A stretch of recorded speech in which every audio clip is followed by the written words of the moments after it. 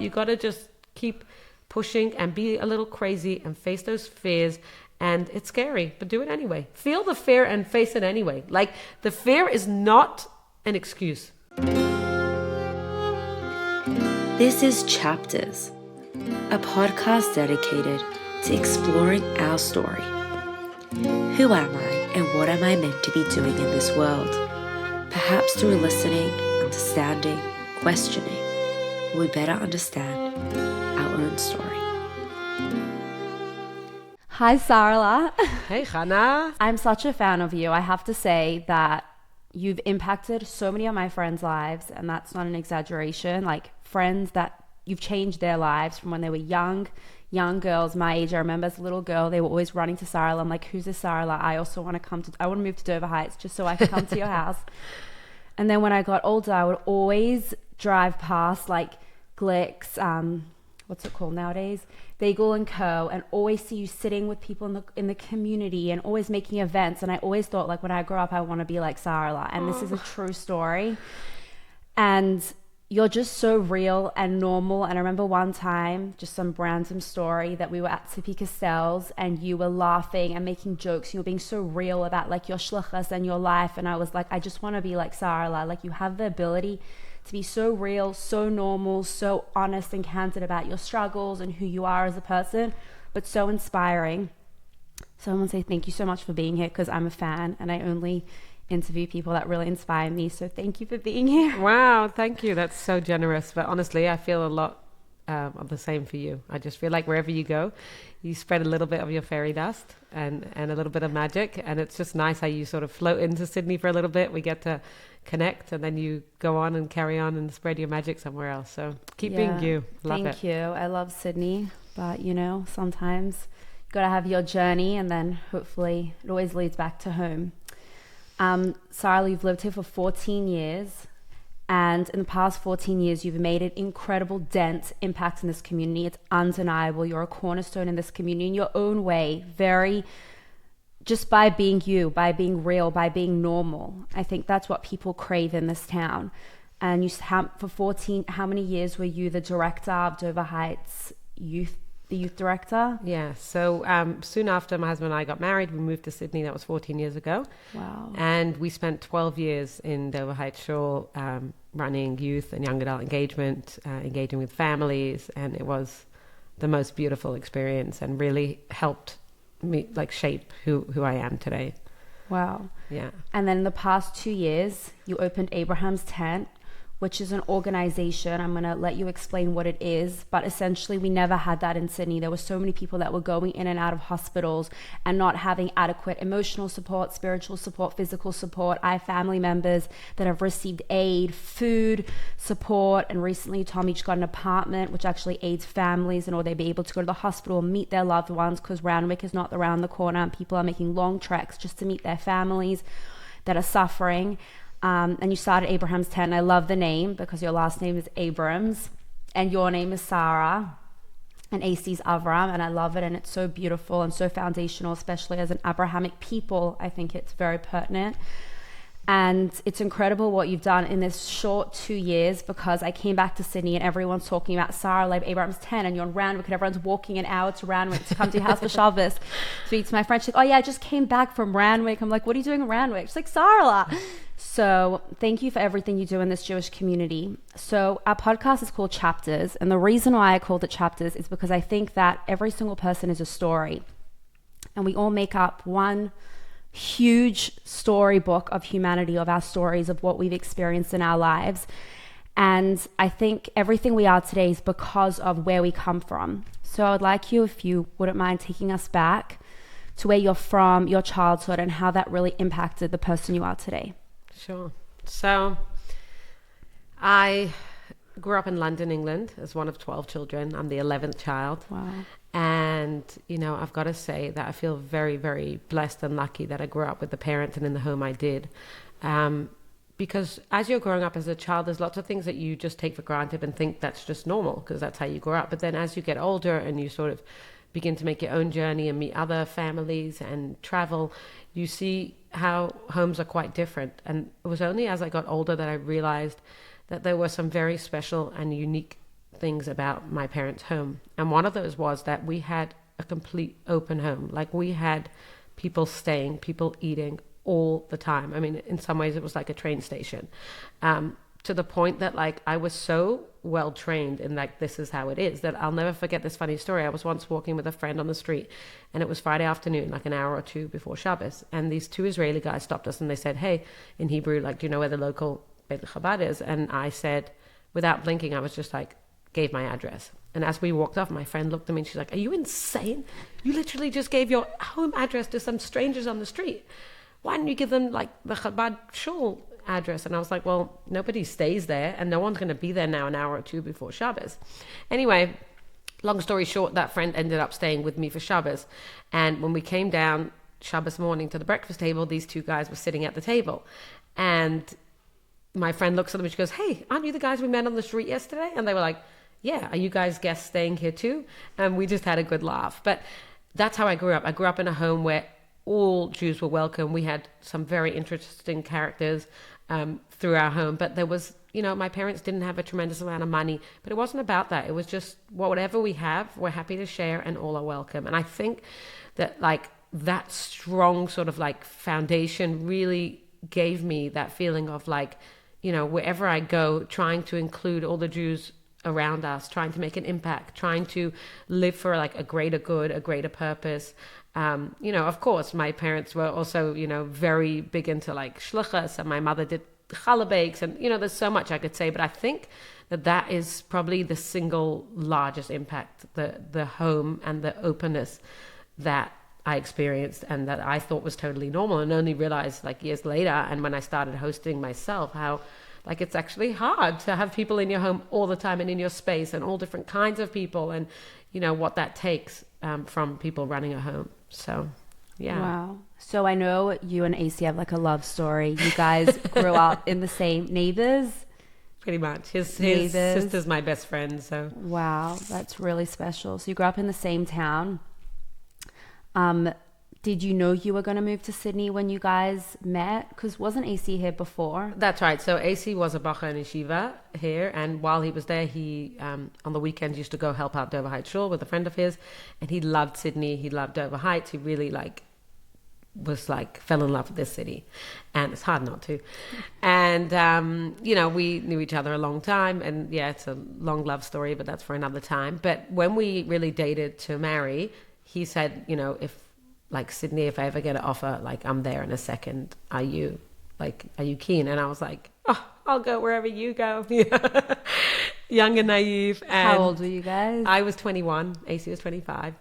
And I remember we got married in New York, and we set our apartment up there, and we were married 6 weeks. And I just remember like, you know, I was like hanging up the clock, and you're just like settling sort of, and we got a call you know, from Dover Heights to say, do you want to come out? And what happened was we just tried it first for the Chagim, for Tishrei, and I also loved the city. I loved the community. It was the warmest, most just beautiful community. I just saw so much potential, and I was like, I'd be mad not to do it. And that was you know, the beginning of it. And now Sydney is so home, like there's nowhere else I want to be other than Jerusalem with Mashiach, but like this is home for us. Wow.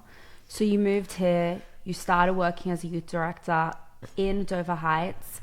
What were your first impressions? What was it like being here? Were there moments where you're like, I just want to go back home to England? What was it like to live in Sydney and realize that you're so far away from your family and understand really what it means to be a shlucha?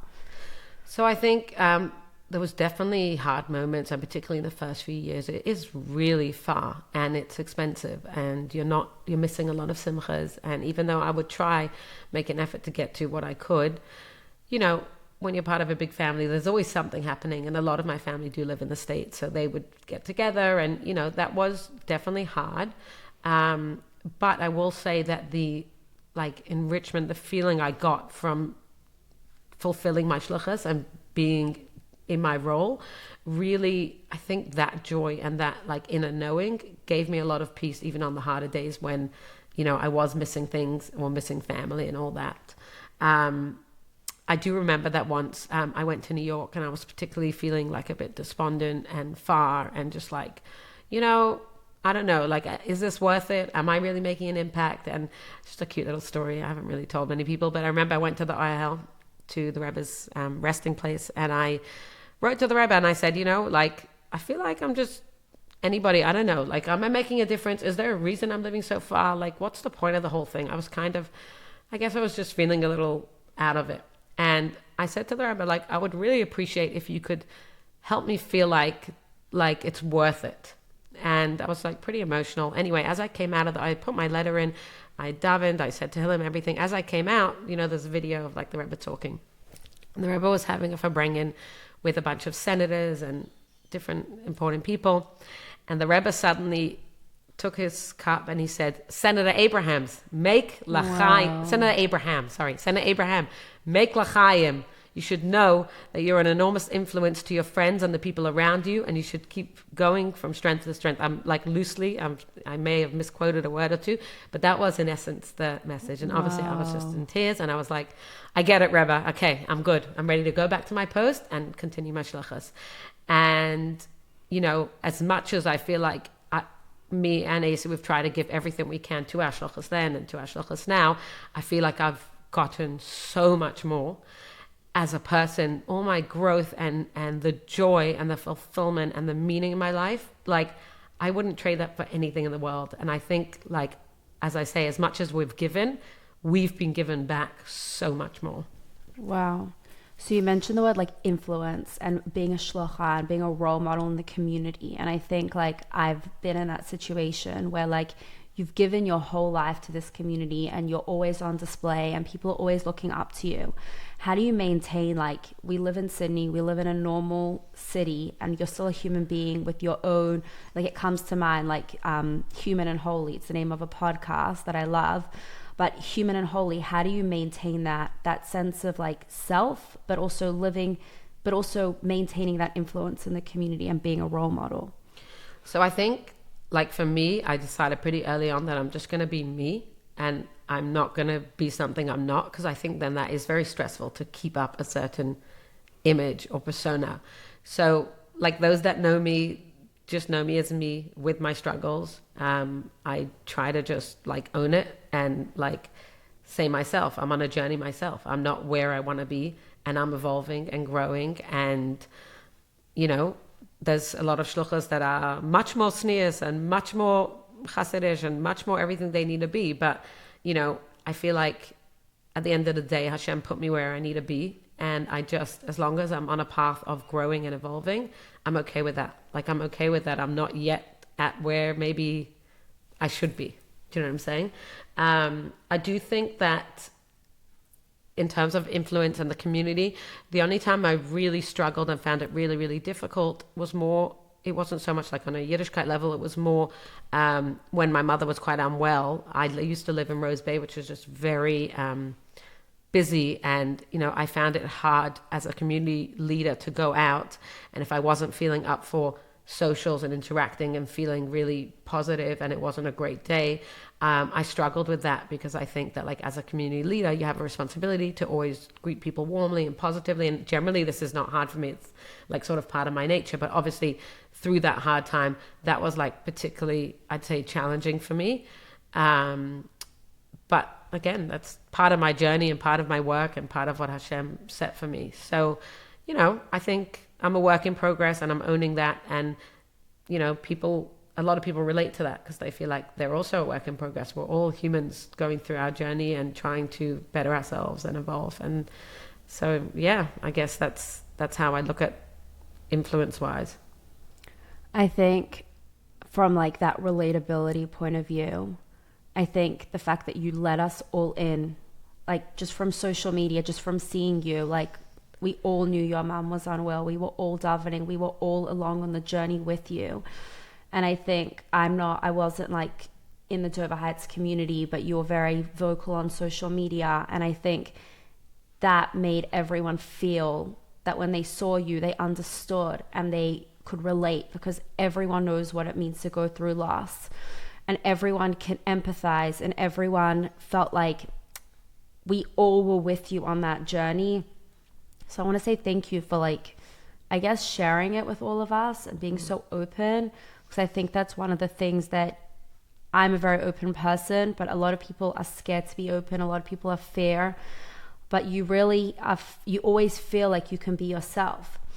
And I think that's something that's always really inspired me to go out there and not really care what people think. From the outside, it doesn't seem like you really care what people think. I know everyone a little bit cares what people think. So I was wondering, like, how do you do that? How do you maintain a persona of just like, I'm doing my thing, and if this is who I am, and just having that balance of being like, this is who I am, and put myself out there, and what everyone has to say is not really going to shape my actions and the steps I take in my life. Well, I will say that I find Sydney particularly to be really healing in that way. I grew up in a more, there's lots of positive things about the community I grew up in, but it was sort of more of an older, more judgmental sort of vibe. And I really didn't like that. It was something that was very hard for me, that I felt very judged by exterior and by silly things that I didn't believe were really important. And one of the really beautiful healing things about coming to Sydney was I felt that Sydney was, like, as a community, people were generally not very judgmental and were much more respectful and open. And that was extremely healing for me, like coming to Sydney and realizing I can be who I am and just like own that, and people kind of let you be who you are. And I think that also over the years, I've learned that not everyone has to like me, and I'm okay with that. Like, I think as I was younger, it would bother me so much if I felt someone didn't like me or judged me. And at this point, it's like, that's not really my work. That's not really my business. My business is like what goes on in my mind. And obviously, if I've done something wrong, to own it and to apologize. But other than that, it's not my job to worry about other people's judgments and what they're thinking about others. That's not my role. My role is to, if there is an issue, try to work on that issue and make it better. But I'm not in somebody else's head, and that's not my role. And I try to just not get stuck in that whole cycle. Like, life is too busy, too full. Just don't waste time on those like silly, issues. So true. And I think because you are strong in what you believe in and your mission, that has pushed you to do something that I think not many people in the community would have the guts to do, which is opening up Abraham's Tent. And I was wondering if you could walk us through it. What is Abraham's Tent, and how did it come about? And yeah. Okay. So in general, whilst we were working at Dove Heights, we supported a lot of families through the good and bad of life. So obviously there was bar mitzvahs, bat mitzvahs, all the simchas, babies, all of that was amazing. But as life is, there was family crisis, there was hospitalizations, there was death, there was all that too. And during that time, we noticed that there was very minimal support around the hospitals. And I had lived in London, I'd lived in New York, I've seen like Bikkur Chaylem's hospital support around the world. And it was something that we mentioned, my husband and I, a few times over the years. Like, it's pretty interesting that there's not much set up in Sydney. Like, it exists in almost all, Jewish community cities around the world. Why doesn't Sydney have this? And even Melbourne has something. And, we'd say like, someone should do it. Someone should totally open it. I'm sure there's a young couple, right? We probably said someone should do it like 3 or 4 times over the years as we noticed that this support was needed. Anyway, fast forward to COVID, and then my mother becoming unwell. I'll say, sorry, before that, my mother-in-law actually became very unwell around 11 years ago, a whole journey with her. And unfortunately, she passed around 9 years ago. Mm-hmm. And that was really, really difficult because we were here. She was in London. There's limits to what you can do. We try to fly back and forth, but it was really tough. And we were very, very grateful because there was an organization in London that was extremely supportive to the family. And like really amazing, like things like bringing a hospital bed into the house, to like therapies, to emotional support, to food, cleaning help, like really unbelievable. And we were just so grateful at the time because, you feel as it is so helpless, but especially when you're across the world and there's really limits to what you can do. It's not like a simple thing to get on a plane and come to Sydney, or like get on a plane and go to London and feel like a mother is unwell. Like that must be it's painful. It's very painful and very stressful, and we were just so grateful for that, and then fast forward a few years, it was COVID.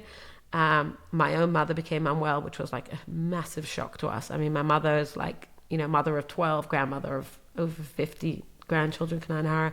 My mother was like Iron Woman. Like, she was strong. I don't remember her ever having a cold or a cough. Like, she never spent a night in hospital other than having her babies. Like, it really was like so shocking to us when my mother was diagnosed with a rare form of skin cancer.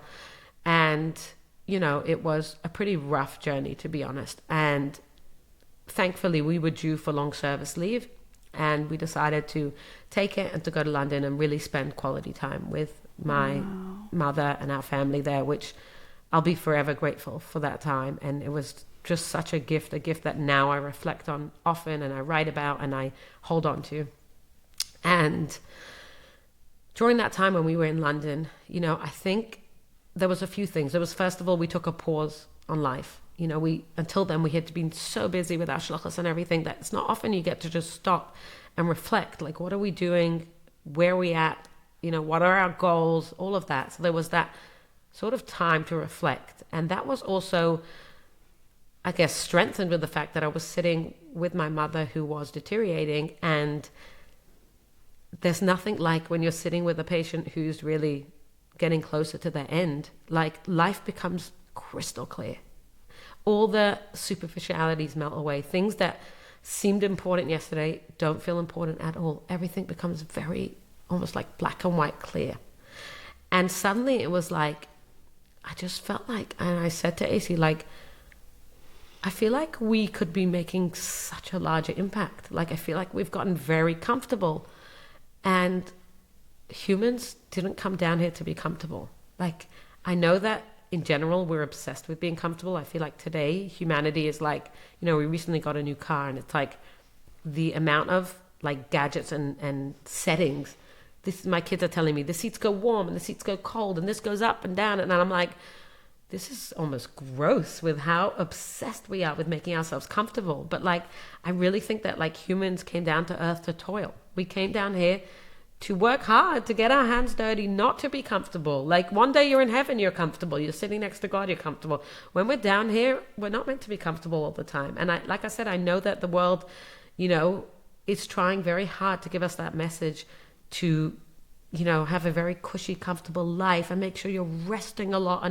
But no, 6 days a week we work, the seventh day we rest. Like, most of our lives we're supposed to be working and toiling. And so I had this feeling, and you know, me and Asa kept talking about it, and then I spoke about it with my mother, and we felt like, you know what, we're ready to make a big move. And it was there that we thought about that Abraham's tent, you know, was born. I'd say that was where we decided it's time to come, when we come back to Sydney, to open a bigger cholim in Sydney. And at the same time we were like, well, obviously we're going to be in Randwick. There's no Chabad house there, there's not much there. There's Jews living in Randwick, and there's more and more Jews moving out that way. We may as well also have a Chabad house, and let's just try do the two together, and let's go for it. And, you know, I want to say two things. First of all, I want to say that, like, when you push yourself for holy work, like, the craziest things happen. Like, you know, people say, like, don't bite off more than you can chew. We bite off more than we can chew every damn day. Okay? Even today, like, I'm like, whoa, it's so much. There's just so much on our plates. But like, you know what happens when you bite off more than you can chew in holy work? You just grow with it. Hashem sends like the craziest amount of blessings. Like, I cannot even tell you. I feel like I should write a book just on our 1.5 year journey of Abraham's tent till now. The support and help Hashem has sent us, because we've taken the jump, because we've pushed ourselves and grown with it. If you just stay in your comfort zone, you don't grow. The whole thing is, be afraid. I was so afraid. Like, you know, I always thought like people who are CEOs and people who start these things are people who, like, you know, they're confident, they're really good. No, she's like a real shlucha. No, they're just people who are ready to be afraid and do it anyway. I can tell you, I was terrified when we started. Like, I would literally like get heart palpitations and say to AC, oh my God, like, we're going to fail. We're going to be homeless. We're going to, like, everything. And he would laugh at me because it's so ridiculous. But I promise you, those fears were like real. I felt terrified. And it was like, you know what? I'm going to feel the fear and we're going to do it anyway. We're going to do it anyway because no one else is doing it. This is obviously our path, and stop like ignoring it and escaping it. Like I could see how everything had lined up in our life. Like even my mother being sick, I'll never explain a reason. And, you know, it's very painful and I wish we never had to go through it. But at the end of the day, I can see how all those experiences led me to that. Now when I'm in a hospital room with someone, I can empathize in a way that someone else probably can't who hasn't been in that situation. And we can offer support in ways that only we can, because we've been, me and AC have walked this journey. And not to say every journey is the same, and you know, people are different, but there is a certain level of understanding and empathy that we have because we've experienced a very similar challenge. And so that was really where, you know, it all started, it all began. Like I said, I don't think, it's not like it's been all a smooth ride and it's been, you know, everything's worked out perfectly, but I can honestly say that I believe this with everyone. If you push yourself in Avodas HaKodesh, like in seriously holy God's work, it is insane the blessings that come your way. I can say that our life has gotten better in every which way, physically, emotionally, spiritually, in every which way we have been blessed since we took this plunge. And I guess, like, you know, if I had a message, that would be it. Like, we don't have to be comfortable. You don't have to be comfortable. Like, as I sat there watching my mother, I was thinking, like, what's your legacy? What's our legacy? What am I going to leave? You know, we're not going to take the physicality, the materialism with us. One day when, please God, after 120, what is the legacy we're going to leave behind? And I guess looking at my mother, I could see she built a beautiful family and she had such an open home and she had all these things. And I thought to myself, like, what's my legacy going to be? Because, like, now's the time to build that legacy. And all of that, you know, I'm grateful that it became so clear to me while sitting with my mother and while talking to my parents. And my mother was so, both of my parents, but especially my mother, was so encouraging and really believed in me and believed in us. And all of that was what led us to, you know, even though my mom eventually passed and I was so broken, but I took that brokenness and I took that pain, and it's still, you know, she's not gone that long. It's still emotional for me, but I took that and I tried to use that to build and to turn that pain into, that chaos and pain into meaning and into goodness to help others. And it's not an easy journey, but there's no other journey I'd rather be on. There's no other journey. Wow, I've got like goosebumps. Do you mind sharing with us some of the like a story or an anecdote of when you really saw Hashem's hand through all your holy work that you have done? I guess, like, I literally see it daily. I'm trying to think of what's a specific story to share that, like, honestly, like every week there's a story, like people we meet in the hospital, people who come into our home, and I'm just like, you know, a few weeks back we had like a young adult dinner and we had like quite a few new faces that I didn't know. And generally, like, our Shabbos dinners are made up of a mixture of like Abraham's Tent and Soul Center. So Abraham's Tent, people who, family members of people in hospital, or doctors and nurses we've met in hospital, or patients that thankfully have gotten better. And also local Randwick Jews, or just Jews we've met through Sydney. And it's always like this sort of, you know, cholent of the two. And this one guy, like a 23-year-old, anyway, he came to help me serve the soup, and we were chatting. And he said to me, is this the main course? Like, is there any courses after this? And so I thought he was joking because, like, you know, if you've ever been to a Jewish home on Friday nights, I was like, soup is not the main course. I was like, you haven't been to Shabbos dinner before, have you? Like, totally laughing. He goes, actually, I haven't. And I was like, wow. Because beforehand we had been at Dover Heights, and while that was an incredible shluchas, it was predominantly South African, and they had been extremely traditional. So the idea that like someone had never had a Shabbos dinner, particularly this boy was born in Israel, had a Hebrew name, like, wow. And anyway, long story short, he lives not too far off from us. He's fully Jewish and Israeli, as I said. He lives with his family, and through some twisted, crazy way how he got to us, basically, like, this was his beginning journey with Yiddishkeit complete. Like, they're completely disconnected from the community. And we meet lots of people like this in the hospital, everything. People who are, you know, not part of, don't go to Jewish schools or shuls, or are not connected with the community. And it's like so often where I'm just like, wow, this is why we're here. this is why we're here. This is why Hashem put us here. Like literally, I'd say every few days I end up saying that.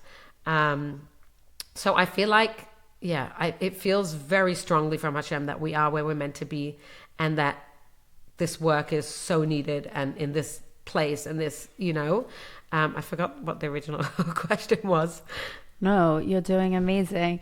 But the fact that you're helping people physically in their most vulnerable, but really what they really need is that spiritual, emotional, like hug, tightrope when people are in their most vulnerable. It's not just like giving them food and giving them the physical abilities, the physical things that they're lacking, but the fact that it's you, Sorella, like it could be anyone, but the fact that they have you, someone who understands, who empathizes, who has been through, I can't even imagine like the pain and the struggle. And I'm saying like a mother is everything. A mother is everything. And the fact that you're able to hold these people's hands and have their strength and their hope, like especially in Randwick where it's so needed. Like I went to university in Randwick, and like there are so many Jews around, and there's really nothing for all these. I mean, you think everyone says there's 40,000 Jews in Sydney, but everyone thinks like all the Jews live right here in like Rose Bay. But really there's a whole group of Jews that have never had that experience, have never had the ability. And I think like even in my little experience of being at UNSW, I met so many Jews that have nowhere to go for Shabbos. Do you have university students coming to you? Yeah, they come for Shabbos, for Yom Tov. Yeah, I was going to say that, when we thought of the name for it, Abraham's tent, it was very much that idea that like when we thought of Avram and Sarah's tent, it was, travelers were traveling through the desert. They're hot, thirsty, tired, hungry, all of it, right? They came into Avram and Sarah's tent, and obviously they were nourished physically with beautiful food and tongue and all this delicacies. But besides for that, they were nourished like spiritually, emotionally. When people left Avram and Sarah's tent, they were not the same as when they came in. Avram and Sarah gave them faith, they gave them food, they gave them warmth and love. And as I said, when they left, it was like they were different people. I think when we thought of the hospital system, we sort of envision it like a desert where people are hungry, tired, they are lost. It's such a difficult time for people. And the idea of Abraham's tent was to be that tent, that cocoon of warmth, of safety, of nourishment, physically, emotionally, and spiritually. So as you said, like we offer all those physical services like medical rides and meals for patients' loved ones and accommodation and, Shabbos kits and all of that, and spiritual support and, sometimes unfortunately funerals and, prayers and all those things. But it's holding people in that space. It's being an anchor to Judaism if they want it. And not everyone does. Some people just, want the physical, or just, every family and patient is so different. But a lot of them, as you say, it is that anchor to Judaism. It is that anchor to the community that they either haven't had or have had but not strong enough, or, every family's so many different stories. But it's very much, as you said, like when we get in there, it's very much that anchor of not just physical needs, but that emotional support, that spiritual support. And honestly, I also think of it as like sometimes you'll meet a Jew in hospital that you would never interact with in life because they are not opting into any Chabad events, any community events. And it's like, it's a Jew in hospital, and I have this opportunity, or my husband has this opportunity to connect with this Jew that would never connect otherwise with Jews in the community. So it feels like a huge merit and a huge responsibility. And sometimes you only have a few minutes with someone. And so, I always just like pray, like Hashem, give us the right words, give us whatever we need to touch this person in a way that they know that if they want more and if they're happy to, they can connect further to Yiddishkeit, come for Shabbos dinner, whatever it is that they want. But it's a huge privilege and a huge responsibility. Yeah. How do you find out if they're Jewish? Do they write it on their hospital forms? So as chaplains, we get like a list of Jewish patients. Oh, you're an official chaplain. Yeah. Wow. Yeah. So as chaplains, we get a list of Jewish patients. But aside from that also, some people don't mark themselves as Jewish for various reasons, either because they're worried about anti-Semitism, or they're just so sort of removed, they see it as irrelevant, or, various reasons. But then we also just people will call or email Abraham's tent and say, hi, I've got a sister, I've got a cousin, I've got a parent, a friend, whatever. Can you go in and, check in on them, or we're needing this or that. So we get a lot of also just calls or messages of people. And then often we're in the hospital very often. So we'll often meet someone, or even sometimes the hospital calls us and says, we have a Jewish patient who needs further support, or, sometimes even one time a few weeks back, it was like midnight and we got a call because there was a Jewish patient who had passed away, and there was unfortunately no close family members. And, they know that there's different protocols for Jewish, how we treat those who have passed. And so, AC sort of went right over. We're luckily so close to the hospital. We're like a 2-minute drive, a 7-minute walk. And he went in there and was able to, give the body the respect it deserved and all that. So, that's how we basically, and we're hoping over time to build more and more of a presence there. And we go weekly with Shabbos boxes, and there's a number of things we do, but we're hoping to build more and more of a presence that at some point, anyone who's there will know if there's a Jewish patient that there is the support. I do want to say that we also, even though our focus and our passion is the Jewish community, we have also responded to lots of non-Jews as well. We've got there's a couple of Lebanese workers who have, love our Shabbos boxes and our Shabbos treats.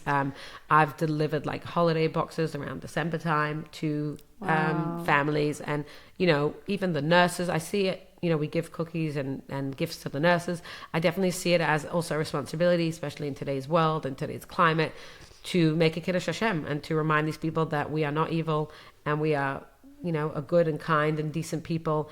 And, we're doing our part to make the world better. And, we've had quite a few comments from nurses, like, the Jewish chaplains are really incredible. They always go out of their way. It's just a very different approach. You have sort of non-Jewish chaplains who sit in their offices waiting to be called.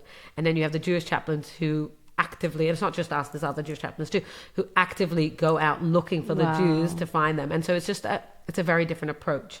And that kind of surprises the nurses and the doctors, and they're sort of like, wow, why do you guys do that? Even today I went with somebody to deliver gifts to the kids around the children's hospital, not just the Jewish kids, all the kids. And somebody was like, what is this? And I was like, well, we're just bringing smiles to the patients. We're just bringing a little bit of joy on a hard day. And she was just like, wow, where are you guys from? And I was like, oh, we're Abraham's tent. I'm just a Jewish chaplain, and this is my friend Rifki from GEMS. And, and they were just like, the lady was like, the nurse was like, wow. And she was just like, I can't believe it. Wow. And for us, it's like, it doesn't seem that wild. It doesn't seem that crazy, right? It just seems like this is what we do. Exactly. It's not that crazy, but I guess the approach is so different. And, that's what we are as Jews. We're a nation of rachamim, of mercy. And that's, when people are in a tough spot, we want to make it better. We want to make it easier. And we're not the doctors. We're not the nurses. We're certainly not God, but we can make our little impact in making that challenge a little easier. Wow. I also think that you said especially nowadays, I think I was just at this amazing opportunity. I was in Italy for 2 weeks, doing a job, on a retreat, and I met so many non-Jews. And the nature of my work is that I'm usually around Jews, and I'm in my little Jewish bubble. I love my Jewish bubble, so I'm okay with it. But it was so fascinating. And obviously, you tell them you're Jewish, you tell them you're in Israel, and it's inevitable it will come up. It's the sense of, it's a political beating heart in the nature of the world today.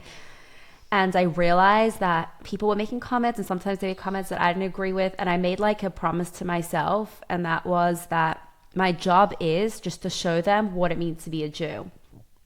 Just to be a good, kind, cute person. I want them to leave and be like, oh, that girl was really nice. So, they're going to see the news, and they're going to see IDF soldiers. They're not going to see us as Nazis. We are just, I know, when the news accuses IDF soldiers of doing this and this and that, I'm like, I know soldiers. I know Chayalim. I chill with them. They're not like that. I know them personally. And when you know a Jew, when you understand a Jew, then your whole perception changes. So I think it's remarkable that you walk around the hospital in a predominantly non-Jewish environment, and you're like, this is what a Jew means. Or Lagaya means to be a light upon the nation. Just to me means to be a good, kind, normal person. And they see you and they're like, oh, Jew, Sorella, not, I don't know what they think we are these days. That's right. It's so powerful. I agree. I think that, yeah, when you don't know something, it's easy to believe all this. But when you actually know somebody is Jewish, it's like, well, I don't know if I can believe that all Jews are fill in the blanks, because I actually know some Jews and they're really decent people. So, yeah, I agree with you. We've got to be an example, and we're held to a very high standard. And that's because, we've also been given a very high mission. And so they're right to hold us to a high standard. And, that's something that I tell my kids in general, like walking around Randwick with yarmulkes and tzitzis. There's nobody else in Randwick with yarmulke and tzitzis, and I tell my kids, like, even sometimes the boys, one of them gives a kick or a punch, and I'm like, listen, you want to do that at home, that's one thing, but just remember, when you walk through the streets of Randwick and somebody sees that, like, you represent Jews, you represent Chabad, you represent the Rebbe. I'm not saying they're kids and they're going to behave like kids, but it is something to be conscious of. And I don't think it's a bad thing to be conscious of. I think you end up living like a higher vibration, like in a higher way because of that. And that's good for us, Yeah, it's so important. There's one thing you were speaking about, is like being uncomfortable and fear and all that. And I think so many people don't accomplish things. Like, I can say for myself, there are so many things that I should do that I haven't done because I'm scared, because it's scary to take the first step. How did you even like wrap your head around walking into creating a foundation? Like, it was never done before. There's probably so much bureaucracy. There's probably so many people you have to speak to. And it takes a lot of confidence to go into these like hospitals where there are all these like official, I don't know what it's like, but I know that I would be shaking. What pushed you? How did you actually get yourself to put yourself in that situation? And like, what are the protocols? How does somebody actually get themselves to like leave their little comfort zone, step right out and be like, I'm going to create an organization, I'm making an impact. It's only been 2 years and I feel like I'm just at the beginning. I feel like if I interviewed you in like 3 years time, you're going to tell me about, I don't know, another 100 things that you've accomplished. So if you could walk us through how we could really take some practical tips. Right. So the first thing I want to say is the fear is not an indication not to do it. Like, I think it's the Yetzer Hara's lie. Like, it makes up these stories. I'll never forget once I was driving and I felt like, I've never had a panic attack, so I don't know, but I felt like I was almost going to have a panic attack. Like, my heart was beating. I felt like this hot sweat, and I was like, oh my God, what are we doing? What are we doing? Why are we doing this? Like, why? I'm very comfortable. I like my life. Like, what was I thinking? And I just remember I literally pulled over and I did like a few breaths, in and out. And I was like, hold on. Let me pull this apart. Like, is this true fear, or is this Yetzer Hara just trying to talk me out of something really good? Because obviously, if you're going to do something powerful and good, the Yetzer Hara is going to come out in full force. And I was like, okay, what are the fears? And that day it was like, we're going to be homeless. I'm like, that's not reality. That's lies. Like, what do you mean you're going to be homeless? Okay, we're going to fail at everything. How could you fail at everything? Are you going to fail at a few things? Yeah, probably. The same way we've failed at things in the past. But how am I going to fail at everything? And I slowly started to like pull apart the fears. And all of a sudden I was like, oh my God, this is Yetzer Hara. I was like, you are such a liar. Like, and there was a song when we were kids. I don't know if you had it here, but it was like, Yetzer Hara, stop picking on me. Anyway, I just remember I like sang that to myself, and I pulled off and I drove and I called AC and I was laughing, and I'm like, oh my gosh, I think I've become a crazy person. And I told him about it, but we laughed because as soon as I was like, no, like a little bit of fear is great, because guess what? That fear makes you do things properly and makes you have a plan, and you don't want to have no fear. That's like a little worrying. Are you going to actually do what you want to do? But when you're feeling that enormous fear, like, try to face it and question it and pull it apart. And, as I said, a little bit of fear is very healthy. So I think the first thing is facing the fear, and don't take the fear as an indication that you're not meant to be doing it. If there's a lot of fear, it probably is your role. It probably is your path. That's number one. Number two, if you feel like life kind of keeps leading you somewhere and you're thinking like other people should be doing it, or why doesn't someone, like, the ideas come around a few times, it's sort of like, you keep noticing it. It's like Hashem helps you notice the problems in this world. then they're for you to fix. If you keep seeing it, then maybe it's time for you to stand up and fix it. Yeah, you were saying someone else is, that'd be a great idea for someone. Exactly. But guess what? Like, it keeps coming up. You're noticing it. Other people are not noticing that issue. Well, maybe it's your little piece of the earth to fix then, you know? The other thing I'd say is like to really try sit down and create a vision. Like, for me, I'm very visual. Like, that's my just best way of learning and remembering things and all that. And so I actually was like, okay, what do I envision? Like, what would my Shabbos table look like? And it was like, I envisioned having this blended Shabbos table of local Jews from the Soul Center and Abraham's Tent Hospital people, and at one Shabbos table together, and one guy saying to the other, hi, I'm Max. You know, I live nearby, this, that. Oh, hey, my dad's in the hospital. Like, I literally envisioned that, and I cannot tell you how many weeks it happens. And I'm like, I say, like, AC, this was our dream. Like, it happened. Like, I'm still shocked that it happened.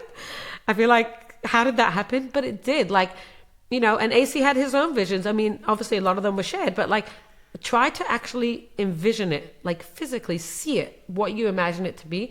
Because when you do, it's not so vague and you can work towards that. You know what I'm saying?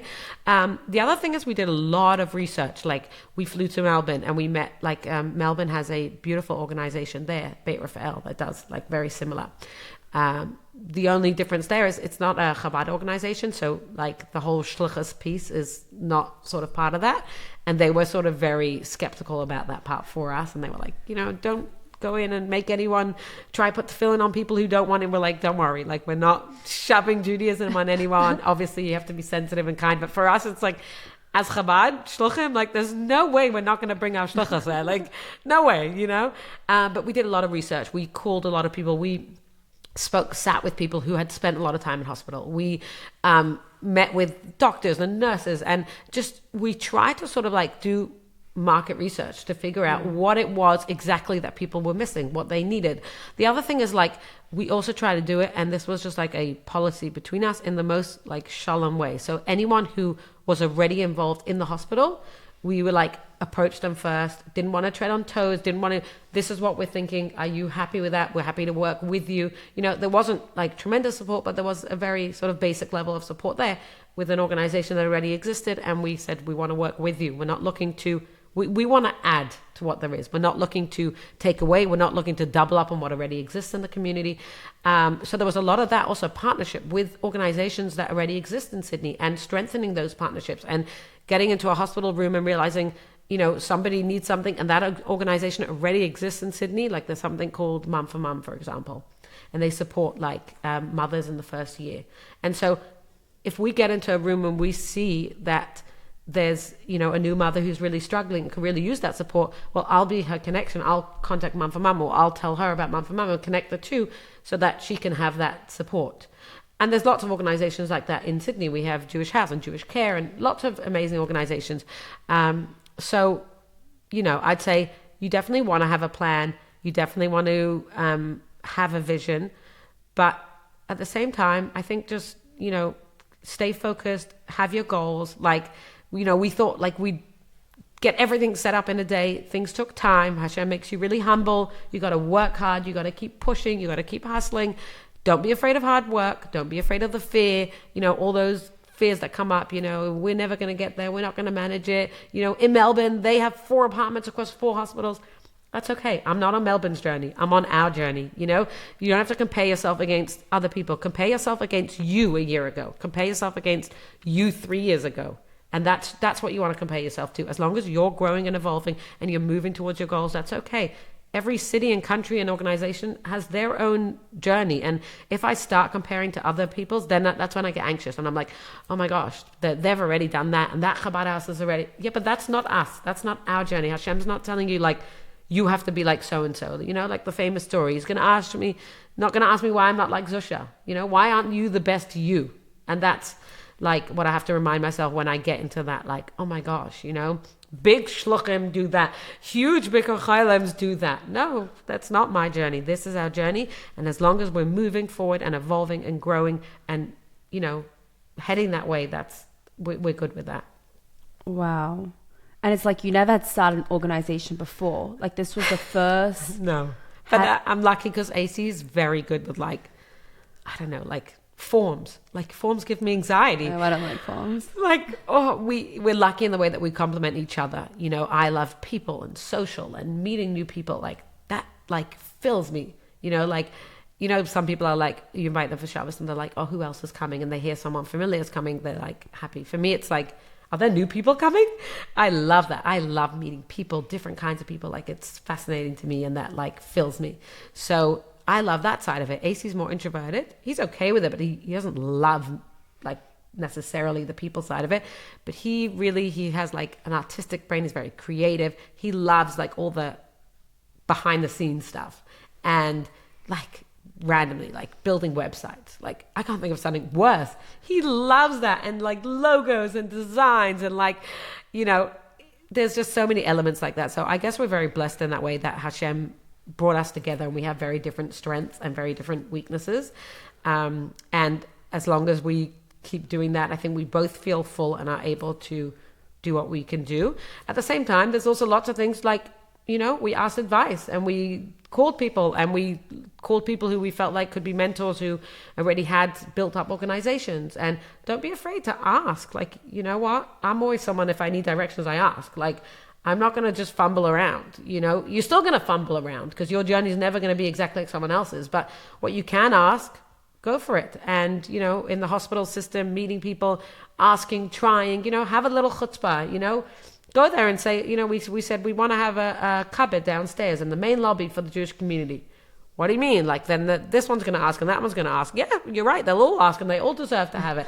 But we're here for the Jewish community. And guess what? A few months later, it's approved. Now we can put a cupboard downstairs with kosher food and Chalav Yisrael milk and, you know, Shabbos boxes and Sidurim and all that stuff. And in Mitzvah Hashem, one day we'll have a room there. And, you know, we've got big visions and just keep pushing towards them. Don't listen to the Yetzer Hara. Don't listen to the negative voices in your head, or listen to them and then laugh with it. You know, it's okay. You know what? You got to just keep pushing and be a little crazy and face those fears. And it's scary, but do it anyway. Feel the fear and face it anyway. Like, the fear is not an excuse. The fear just holds you back. It's just a Yetzer Hara. Don't give into it. Don't give into it. Feel it and do it anyway. I'm telling you, imagine me driving down the street and feeling that physical sensation through my body. The fear was like a physical feeling. And it's okay. It's okay. You'll be okay. Wow. I could totally imagine myself being scared to ask them even, like, is it okay for the cupboard? It's like, no, we're getting a cupboard. This is what's happening. Exactly. Exactly. Wow. And like, even like fundraising, like that scares me. That is scary. My hat's off to you, Sorella. No, so I really don't like that piece. But there is something I try to remember and I try to say to myself and tell other people, and I genuinely believe it, that a lot of people are not able to do this work, either because they're involved in different matters or it's just not their thing. When they give $1 towards it, they actually share a physical piece in our shluchas and in all this work. And it's very holy work. You want to have a piece of it. You really do. So when we offer for people to share, like, that's their way of holding a piece in our shluchas, of literally sharing a merit in all the work that goes down in the hospital. And as I said, most people don't have that opportunity. So like, I really feel like, you know, yes, it's a gift that they enable us to do it and they give us money, but we're also sharing that gift of them having a merit and having a physical piece in all our shluchas. So, you know, it's still not easy for me. And I feel like, you know, in a way it's good. It keeps us humble and it keeps you, you know, it keeps you, humble. I can't think of a better word. It really does, because neither me or my husband like fundraising. But at the end of the day, it's part of what you got to do to do it. And, you know, there's some parts of the job we love and there's some parts we don't love. And you keep doing that because that's part of doing a good job, you know? But objectively, who wouldn't want to give? It's not even about the fact, like, I'm sure I want to give. Everyone wants to give to Abraham's 10. It's not like you don't want to be a part of it. It's like, but from the person starting the organization's perspective, it's all those fears that stop you, I guess, from feeling confident in your organization and who you are. Like, you are a normal person, Sarah, I know, but you're very much on like the superwoman. It takes a lot of superhuman strength to really overcome and really push through. And the only way to actually achieve greatness, like you said, is being uncomfortable, but tapping into that infinite part of ourselves, that don't give in to the bureaucracy and the little no's. It's like pushing forward. It's like, I see the image, I see the vision, and I want to be a part of that. So you're definitely one of those super, and you have 4 kids. So. But I think there's also one big, huge piece of it as well that like I remind myself. First of all, like I feel like we represent the Rebbe, and when we have, you know, hurdles or even not, just every so often we'll write to the Rebbe, we'll share what's happening. Like I also am like, you're in this with us. Like you're also a partner here. So like when we are struggling and when we're, you know, we were trying to get an apartment for months and months and it just wasn't happening. And I'm like, this is not for us. I'm not looking for a new apartment. We're quite comfortable where we're living. Like, Rebbe, we need help. Like, help us get an apartment. And like, I feel like also because we represent the Rebbe and because as Jews, as Hashem's chosen nation, we do carry like superpowers. We do. Like, I feel like when we're going there, I'm not coming as Sorella Abrahams. I'm coming as a shlucha of the Rebbe. I'm coming as a child of Hashem. And with that power, this crazy stuff happens. Like, I don't feel like it's like, as you say, oh, because I'm, you know, got these superpowers. I feel like it's because of who we represent. And as long as we're connected to that and reminded of that, like, infinity and beyond. You know what I mean? Like, wow. Yeah, for real. Like, sometimes I have to remind myself that I might fall out of alignment. But once I remind myself who, like, our messenger is and who we represent, like, I have zero doubt we can literally do anything. I think it's such a powerful message. Like, as Jewish people, we're so little and we're so small in many ways, and we're such a minority. We're like the smallest minority on the planet. I don't think anyone realizes how we're 0.02% of the population. But yet when we connect to Hashem and we recognize and that we have a Rebbe, that we are part of something so much bigger. I mean, today's Yom Yerushalayim, just the fact that we got back Jerusalem, like, it's not normal. These things that we've experienced in our lives, in our short lives of being Jews on this planet for the past 4,000 years, we have accomplished insane things, and people don't understand it. It's because I'm not here as Hanan, you're not here as Sarah. I'm here as a Jew, and that is so much bigger than me. So powerful. And that's the only way we'll get through anything in life, is realize that you're part of a collective and you're an ambassador, quite literally a chaplain. Wow. Yeah. Is it a ceremony to be a chaplain? It's not a ceremony, but you've got to do a hell of a lot of paperwork, and you've got to do a course. There's quite a lot of a lot of bureaucracy and stages, but it's not like there's no ceremony per se, but there was a lot of hoops you have to jump through to become a chaplain, which fair enough. I think the hospital has to make sure that you are the right kind of person if you're going to be going into patients at their very worst. For sure. Yeah. One thing that really inspires me is that you and AC are really a team. Did you know that, like, when you were 19, 20, however old you were, did you know that you and AC were going to work together and be a team? Was that something that you thought about? I don't think I thought about it before. Like, you know, I remember like thinking like different things about him before, like, you know, I loved that he was really good with like kids and things like that. I don't think I ever thought about working together particularly. But I did like say it many times over the years, even at Dover Heights. I'm like, you know, I'm pretty grateful that we could work together and we still kind of like each other. I will say that it's like a work in progress in terms of like, you know, sometimes we could work together all day and then you're parenting and then you have to still like take the time out and be like, okay, now we're taking time out as a couple. Like, we're not workmates right now. We're not parenting. We're taking time out to nourish our relationship, because you could feel like you spend a lot of time, and which is great, but like that time is not necessarily focused on just being together and your marriage and relationship. You know what I mean? It's more about, you know, your work goals and your parenting goals. And so that's something that is important to us, and something that like is always a work in progress of like, even if we've worked together all day or whatever, let's try just get out for a drive or a drink or something and focus on just like being together without any of our work or kids or life, and just being like as husband and wife in a relationship. So I'm very grateful that we could work together, and, you know, like I'm kind of crazy and AC super calm, and we, you know, balance each other.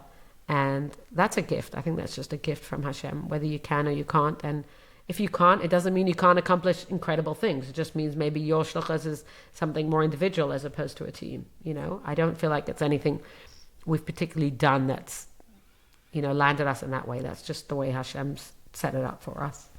Wow. And how do you balance it with like your kids and school pickups? And I'm saying there are so many people are just struggling to live, like you said, that people are trying to be comfortable. I think like it's so hard to be comfortable.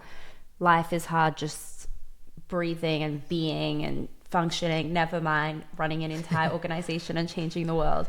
So how do you find that balance? I think it's always hard for women. That's my opinion. The work-mum balance. I think no matter the job you do, I feel like there's always that like pull and tug, I think that I constantly remind myself that my kids are my first shluchas. Like before anything is my kids. And, I'm looking at the clock now, even thinking like, I have to leave very soon. We got pickup, I'm grateful also that AC is very hands-on. So between us, it's like the kids are part of the shluchas. The kids help us. Okay, they don't go into the hospitals and see sick people, but like the kids very much like are setting the table for Shabbos and talking to guests and helping us plan what the Purim theme should be and helping us pack Shabbos boxes. And, the kids have to be part of the shluchas and plan. Otherwise, it could feel like two completely different baskets. I think that they need to be part of the plan. At the same time, I think it's a constant woman struggle. I always feel like, have I given this one enough? And, he needs a little more. But I feel like that's just also a mother's... Mom guilt. Yeah, like Jewish mom guilt. Like you're always like that anyway, kind of thinking about this one and what does that one need? And what is, that one seems like they need a little more or a little this or that. That's just part of, I think, mothering in general. And I think it's a powerful like life lesson for me to give to my kids, that you can be a great parent or a work in progress, as I like to say, and also achieve big things and big goals. And, even recently my son had his bar mitzvah, and it was like, hearing him talk about what he wants to be when he grows older and how he wants to be a big shliach. And, and I'm like, wow, like I never actually asked him what his vision is or, but he's looking at us and he's like, hey, I can be a mom or a dad and I can be this and I can be that. And I think there's no greater message to give our kids. Like, you can be everything you want to be. I'm not saying it's not going to be hard, and there's going to be some days where you feel like, maybe I've got to pull back on the work and pull forward on the parenting, or some days pull back on the parenting. And, it's a constant work in progress and a constant balance. And I don't know if anyone's ever figured that out. And if you know somebody who has, I'd love to talk to them. But I think, it's a great lesson for our kids to grow up with.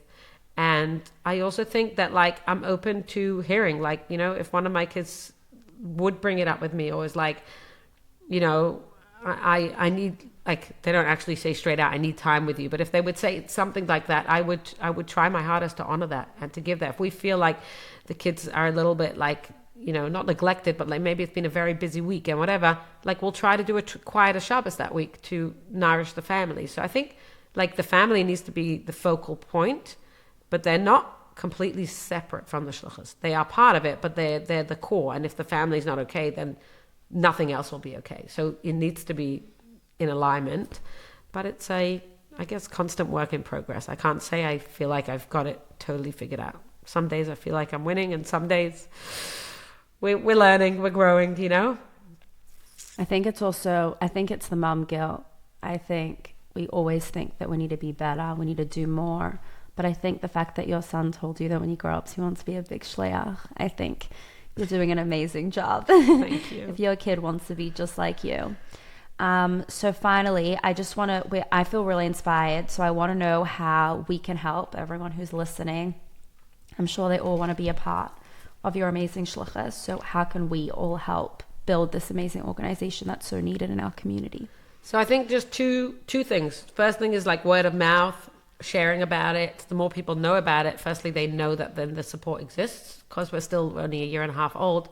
Some people don't even know about us yet. So just share it with people. Did you hear about this Abraham's tent? It supports patients and their family members. They're now at Randwick. Soon they're expanding to St. Vincent's and then other hospitals. The vision is that one day a Jew anywhere in Sydney will never be alone. They'll be in every hospital, exist in every hospital. So that's firstly. Share the word, spread the word, all of that. The second thing is volunteering. We have lots of opportunity for volunteering. Like one big thing that comes to mind is medical rides.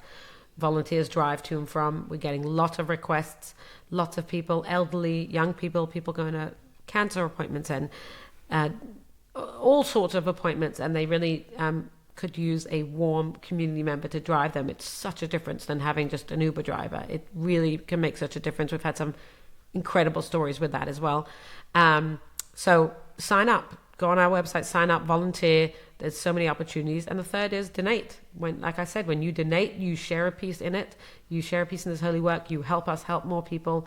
Our organization is abrahamstent.org.au. And reach out, say hello. I would love to hear from you guys, hear feedback. And I think that's pretty much it. Thank you so much, Sorella. Such an honor to have you. I wish you, Hashem should just give you and AC and Abraham's tent, your amazing kids, so much bracha. May you see the fruits of your labor. May you actually see that all the hard work, your fingers are probably full of dirt for all the seeds that you've sown, and may you just see so much bracha. Al Pishtayim in return. Thank you for everything. Thanks so much, Hannah. Thanks for being here. Such a pleasure.